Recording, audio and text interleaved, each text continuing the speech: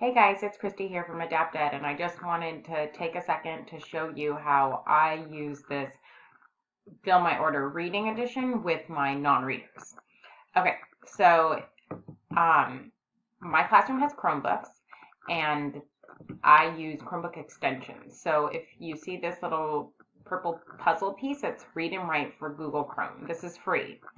So if you click it, it pops up with a little screen reader. So if we go right here and have our students highlight the text, it'll read it to them.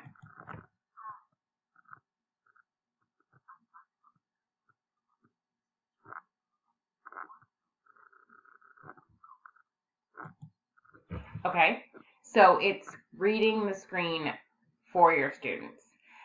This is what I think, if you have students that are capable of reading, obviously have them read it.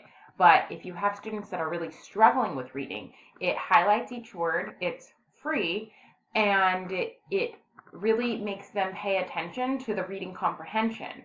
So you're able to see what they're getting, even though they're not necessarily reading it by themselves. So that's what I use. I love these kinds of activities that really give them the